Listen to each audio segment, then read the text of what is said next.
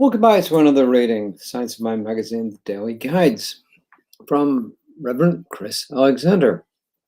So let's just dive in there straight away and see what she's got to offer with the Body Cha-Cha. The Body Cha-Cha. First quote is from Adrienne Marie Brown, who describes herself as a writer, a writer, a facilitator, and I've lost it. Anyway, she's a writer and she's a facilitator and she's more besides, and I've forgotten what it was. So please forgive me.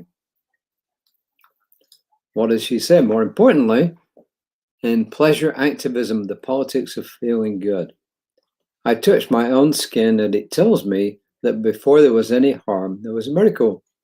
It tells me. I touched my own skin and it tells me that before there was any harm, there was a miracle. All right. And how about Ernest Holmes? The body of the universe cannot help changing. This is what constitutes the eternal activity of spirit within itself. The spirit passing into form, creation eternally going on. And that was from the Science of Mind textbook, page 100, paragraph 1, the 1930s edition. Whenever you see quotes, they're almost always from the 1930s edition. Rarely from the 1920s, almost always the 1930s. And that's usually what people may buy the textbook. Why textbook? Because it's pretty thick. Oh, I have a cat behind me. I didn't even know. How did he get in? Anyway, this is Reverend Kris. She says, sometimes I have what I call a rough body day or week. This can be anything from poor body image to feeling unwell to having mental health challenges. This happens to all of us. We can't love and feel amazing in our bodies 100% of the time.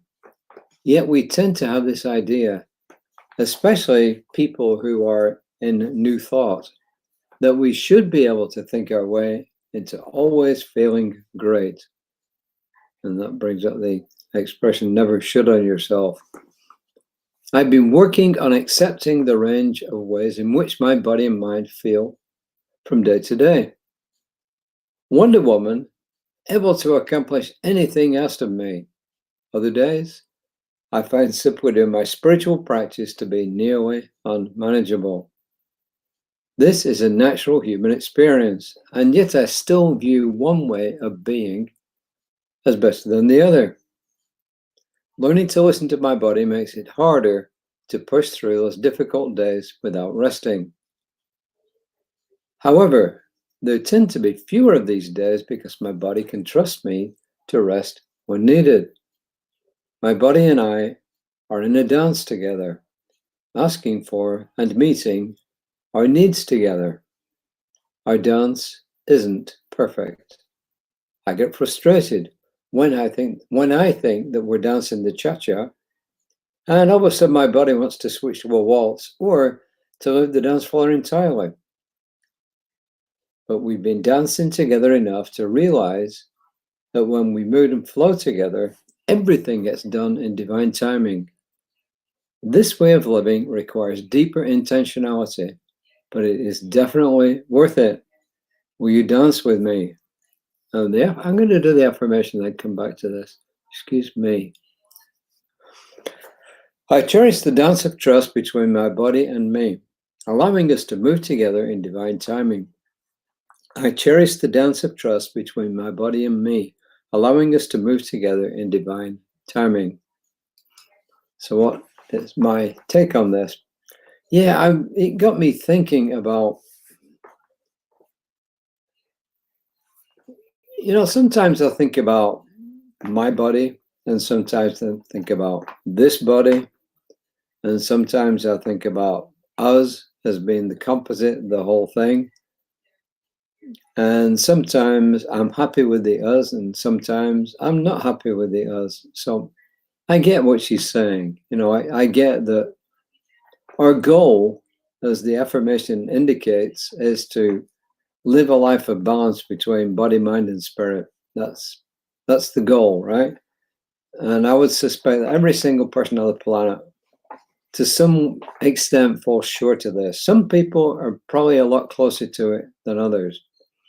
But most of us are working our way to accepting it, working our way to this balance. And I certainly am on the path, but I am not there by any means. And it sounds like Reverend Kris is also on the path, and she's not there by any means. So it's kind of good to know that we're all on the same path, but at different points on the path.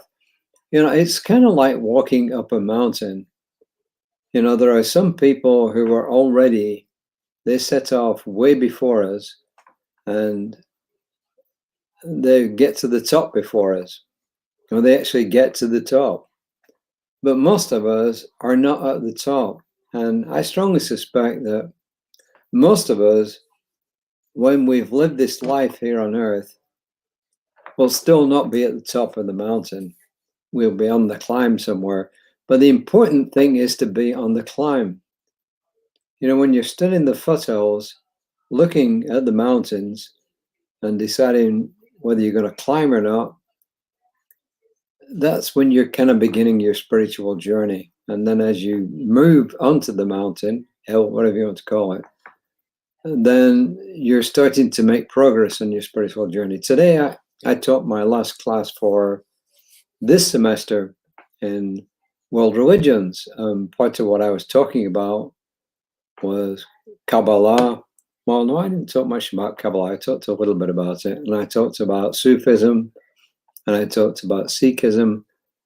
And then the ones I've done in the previous weeks, you know, when you look at it, the whole thing, it just shows you that whatever your religion, whether you're New Thought like myself and Creative Life Spiritual Center and Unity and other similar beliefs, or you are mainline Christian, or you're fringe Christian, or you are mainline Sunni or Shia, or mainline different Hindu sects, really doesn't matter. We're all on the same path together, although we don't realize it. It's just that we've each chosen a different way to get to the top of the mountain. It's the same mountain. It's the same mountaintop. It's enlightenment. But there are so many different ways to get there, just as in a lot of mountains, there are many, many ways to actually climb that mountain. And we've all just chosen different ways. But at the end of the day, I think what she's telling us is that we need to develop that trust between body, mind, and spirit, just to know that, hey, I'm going to have these moments when I'm down, but I'm generally trending upwards. You know, Holmes said we go up in spirals.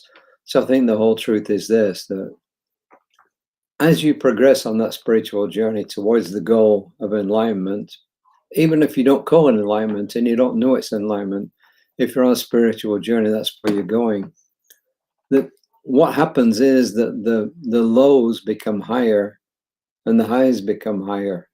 So your whole thing arises. So at some stage, what you consider a low now would actually, way back in the past, have been a high, because we're on this continual journey upwards. And do we go up and down? Yeah, when you go up a regular mountain, sometimes you're going to make a detour and you got to go down to go back up again. I did a lot of rock climbing, and sometimes you got to go sideways or occasionally down in order to go back up again. It's just the way that the mountain is, and it's just the way the rock faces, and it's the way life is. So I hope you like this reading. You know, I thought it was pretty good, actually. I think it's food for thought. I cherish the dance of trust between my body and me, allowing us to move together in divine timing.